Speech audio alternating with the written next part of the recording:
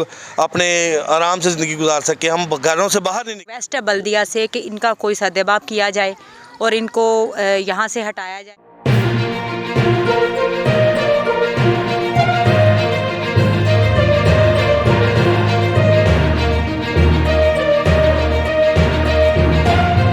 Voice of Punjab के साथ मैं हूं हाफिज़ खालिद। आज वॉइस ऑफ पंजाब की टीम पहुंची है आरीवाला का करीबी इलाका ग्रीन टाउन।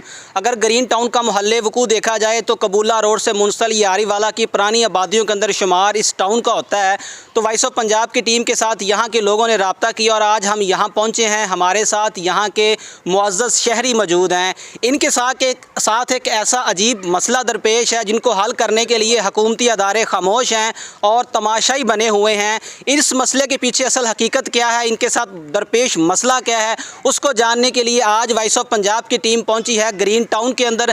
मेरे पीछे ये कुछ नमाजी भी हैं, मस्जिद के लोग भी हैं और हम मौजूद हैं मस्जिद शरीफ के पास और ये है मोहल्ला ग्रीन टाउन।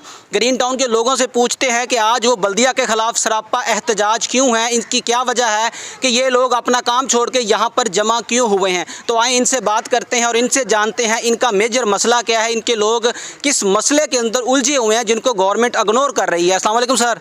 वालेकुम सलाम। सर क्या नाम है? मुबशर इकबाल जी। मुबशर साहब, आज ग्रीन टाउन के काफ़ी लोग यहाँ पे जमा हैं। हमारी टीम को मदऊ किया गया कि यहाँ पे लोग सरापा एहतजाज हैं बल्दिया के ख़िलाफ़, यहाँ की लोकल गवर्नमेंट के ख़िलाफ़। तो ये एहतजाज की क्या वजह है?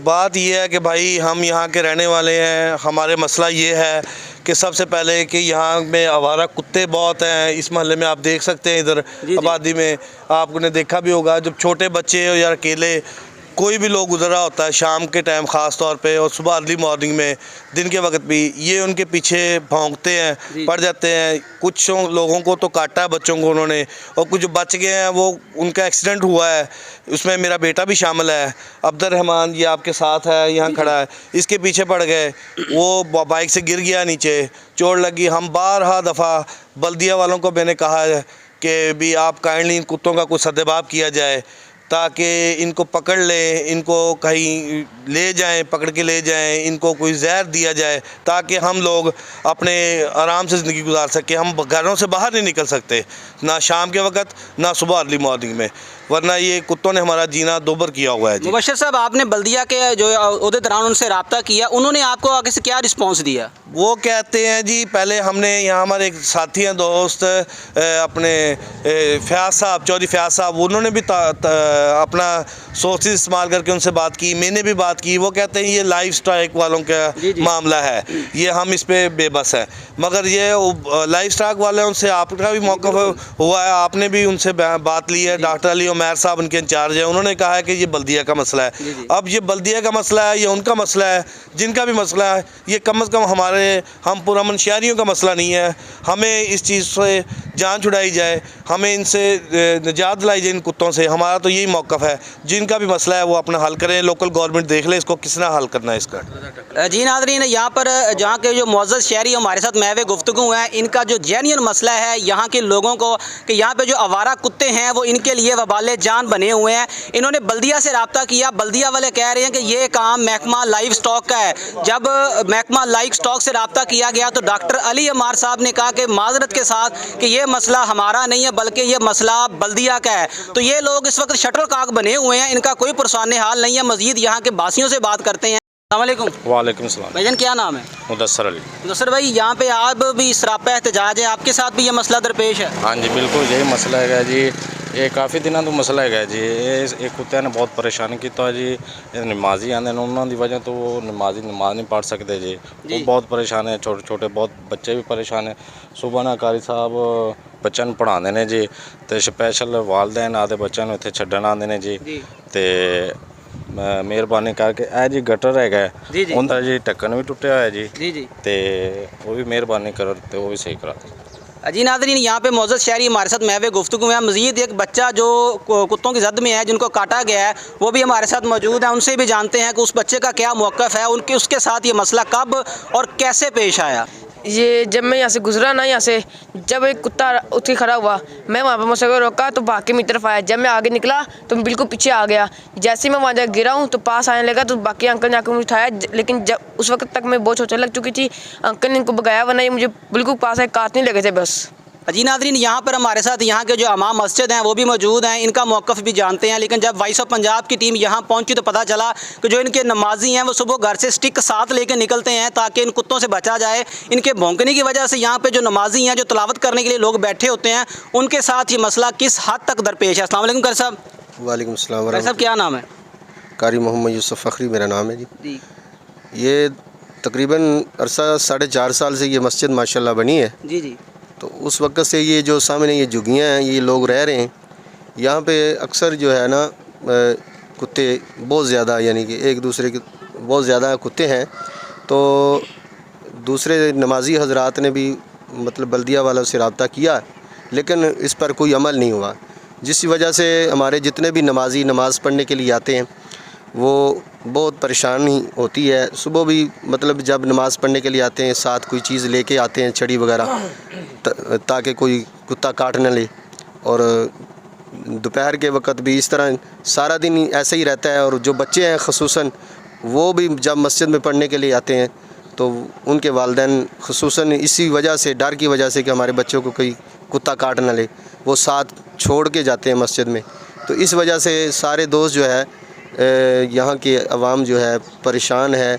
तो अहबाब इख्तियार से गुजारिश है कि इस पर जो है फ़ौरन जो है एक्शन लिया जाए और इससे हमें निजात दिलाई जा सके। वालेकुम बाजी। वालेकुम अस्सलाम भाई। बाजी आज हमने विज़िट किया आपका ग्रीन टाउन। यहाँ के लोगों ने हमारे साथ रब्ता किया कि आपके बच्चे, ख़वातीन, नमाजी परेशान हैं इन आवारा कुत्तों की वजह से, बल्दी एक्शन नहीं ले रही है। आप इसके ऊपर अपना क्या मौक़िफ़ रखती हैं? जी मैं बिल्कुल ये चाहती हूँ कि मेरी रिक्वेस्ट है बल्दिया से कि इनका कोई सद्देबाब किया जाए और इनको यहाँ से हटाया जाए। ये हकीकत बात है कि धुंध के दिनों में भी और अब भी हम लोग जब यहाँ से गुज़रते हैं और बच्चे जब ये गुज़रते हैं यहाँ से तो ये कुत्ते उनके पीछे पड़ जाते हैं। तो ज़ाहिर बात है कुछ को काटते भी हैं, कुछ हम माँ बाप साथ होते हैं उनको बचा लेते हैं। तो ये हमारी रिक्वेस्ट है कि इनका कोई सद्देबाब किया जाए। जी वालेकुम सलाम। क्या नाम है? जी पीर जुनैद अहमद मेरा नाम है जी। ग्रीन टाउन का रहायशी हूँ और मेरा ख्याल है कि 1 साल से ज़्यादा अरसा हो गया है मैं देख रहा हूँ कुत्तों की तादाद बढ़ रही है, कम नहीं हुई जी, जिससे हमें बहुत ज़्यादा परेशानी है। बच्चों को हम मस्जिद भेजते हैं, मस्जिद में मतलब साथ आते हैं या हम भेजते नहीं हैं। ये भी एक गुनाह है कि हम मस्जिद में बच्चों को ना भेजें और उनको मतलब पढ़ाई वगैरह कुरान की जो तालीम, बुनियादी हमारी तालीम है वो ना मिले, तो ये बहुत बुरी बात है, गुनाह भी है। इन कुत्तों की वजह से ये देखें आप पीछे आप देख सकते हैं सारे कुत्ते बैठे हैं झुग्गियों में। ये गंदगी है इतनी है, जहाँ पे गंदगी होगी ना वहाँ पे ये सारा मामलात होंगे। सफाई बिल्कुल भी नहीं है ग्रीन टाउन में, कोई भी इसकी तरफ तवज्जो नहीं दे रहा। मेरी गुजारिश है कि इसकी सफाई की तरफ भी तवज्जो दी जाए और ये जो कुत्तों का मामला है इसको जल्द अज जल्द हल किया जाए। अस्सलाम वालेकुम। वालेकुम अस्सलाम। भाईजान क्या नाम है? फ़याज़ मेरा नाम है जी।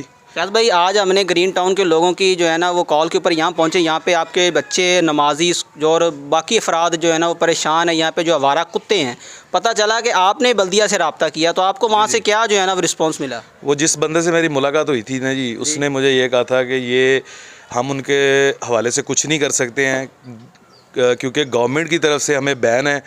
हमने उनसे रिक्वेस्ट की थी, मैंने खुद जाके कि आप कोई मेडिसिन डाल दें उनको। तो उन्होंने कहा जी ये ना अब लाइफ स्टॉक वाले जो हैं वो उनके ज़ुम्मे हैं, हम हमारे पास जो है ना वो अवेलेबिलिटी भी नहीं है और गवर्नमेंट की तरफ से बैन है, हम मार नहीं सकते। वो लाइफ स्टॉक वाले जो है वो उनको पकड़ के ले जाएंगे, इसके अलावा कोई हल नहीं है। मोहतरम मैंने उनसे खुद रब्ता किया, डॉक्टर अली अमार साहब मुमकिन मुझे सुन रहे हों, देख रहे हों, उन्होंने कहा कि माजरत के साथ कि ये जो मसला है ना ये महकमा लाइफ स्टॉक के अंडर नहीं आ रहा। तो अगर बल्दिया वाले कह रहे हैं तो वो गलत कह रहे हैं कि ये हम नहीं ये कर सकते। तो जो अरबाब इख्तियार देख रहे हैं इस हवाले से, आप शटलकॉक बने हुए हैं उधर से उधर, तो आप क्या कहेंगे? बिल्कुल ऐसे ही जी, हम लोग तो बहुत ज़्यादा तंग हैं। बल्कि अब तो ये है कि लोग, ये साथ मस्जिद है, लोग नमाज नहीं पढ़ने जा सकते। हम लोग अपने बच्चों को गली में निकलने नहीं देते हैं बाहर खेलने के लिए। पहले तो बच्चे थे, अब बड़े लोग भी मुश्किल में हैं। जो भी कोई मोटरसाइकिल पे पैदल गुजरता है ये सारे कुत्ते उसके पीछे पड़ जाते हैं। पूरी रात ये हमारा मोहल्ला जो है वो एक कुत्तों की आवाज़ों से गूंज रहा होता है। ऐसे लग रहा होता है कि जैसे ये पता नहीं मोहल्ले में सारे यही लोग रह रहे हैं और सारे लोग परेशान हैं, बच्चों को बार बार तंग करते हैं। मेरे बच्चे के पीछे भी एक दिन मतलब वो काफ़ी लग गए थे, लेकिन अल्लाह ने बचा लिया, बच गया, दरवाज़ा खुला था घर का। तो इसलिए डेफिनेट बात है, हम तो लोग सारे तंग हैं। ये बल्दिया वालों को चाहिए कि इनका कोई सद्देबाब करें या इनको पकड़ के ले जाएं या इनको कुछ भी जो भी है इनका हल निकालना चाहिए, ताकि हम लोग इस परेशानी से, अब हम लोग नमाज़ पढ़ने नहीं जाते हैं तो साथ में कोई चीज़ लेके जाते हैं, स्टिक वगैरह, ताकि उनको मार के हम लोग बच सकें। अस्सलाम वालेकुम। वालेकुम सलाम। भैया क्या नाम है? जैन। भैया न पता चला कि यहाँ पे जो आवारा कुत्ते हैं उन्होंने आपको भी काटा और आप भी जख्मी हुए हैं। जी 16-17 दिन पहले जी मैं यहाँ पे आर्डर लेने आया था, मलेज में काम करता हूँ, जी। तो उस दिन का वाक़या है। तो कितने दिन आप जो है ना वो चारपाई पे रहे हैं और बेड रेस्ट पे रहे हैं, कितने इंजेक्शन लगे हैं आपको? ये आज ही आया हूँ मैं, कितने दिन छुट्टी की आपने? 16-17 दिन छुट्टी कर ली। इंजेक्शन कितने लगे आप? 2 कहाँ से? सरकारी हॉस्पिटल से। तो जो लोग आपको देख रहे हैं, जो हमारे मुल्क के वज़रा हैं, बिलखसूस जो हमारे कमिश्नर साहब हैं साहिवाल, उनके नाम आपका क्या मौक़िफ़ है कि इनको कैसे जो है ना रिमूव किया जाए? मेरा कहना ये है कि आवारा कुत्ते इनको पकड़ा जाए। बच्चों, मैं तो बड़ा हूँ, छोटे छोटे बच्चे हैं, उनको भी खतरा हो सकता है। ये अभी देख ले, अभी भी भौंक रहा है। जी जी ठीक है, तो बराए मेहरबानी इसके ऊपर कुछ किया जाए। जी जी ठीक है। जी ठीक है। ग्रीन टाउन विज़िट हो रहा है, यहाँ के नमाजी, यहाँ के मोतबर लोग हमारे साथ महवे गुफ्तगू हैं कि यहाँ पे जो आवारा कुत्ते हैं वो इनके लिए वबाले जान बने। इनके बच्चे मस्जिद नहीं जा सकते, स्कूल नहीं जा सकते। और मज़ीद अगर यहाँ के नमाजियों की बात की जाए तो फजर और बिलखसूस इशा के टाइम जब वो मस्जिद पहुँचते हैं तो वो छड़ी के बगैर, स्टिक के बगैर मस्जिद नहीं आ सकते। यहाँ पर काफ़ी ऐसे वाक़यात पेश आ चुके हैं जिनको अंदर बच्चों को काटा गया और ये इनसे मुतअद्दिद बीमारियाँ भी जन्म ले रही हैं। मज़ीद यहाँ के जो काउंसलर साहब हैं डॉक्टर अब्दुल्ला साहब, उनसे मिलने की भी कोशिश जारी है, उनका मौक़िफ़ भी ऐड किया जाएगा और अरबाब इख्तियार तक इनकी जो अपील है उसको सुना जाए कि खुदारा यहाँ की जो लोकल गवर्नमेंट है वो तो बेहिस हो चुकी है, वो कोई इसके ऊपर अमल दरामद नहीं कर रही, चूँकि ये नया पाकिस्तान और रियासत मदीना है। इंशाल्लाह वॉइस ऑफ पंजाब की टीम कोशिश करेगी इनकी आवाज़ को ऐवानों तक पहुँचाया जाए और इन मुअज़्ज़ज़ शहरियों का जो बुनियादी हकूक़ है वो इनको हासिल हो सके के लिए मज़ीद विज़िट करते रहें voice of Punjab. Camera man Ammar Shakir के साथ Hafiz Khalid, voice of Punjab, district Pakpattan.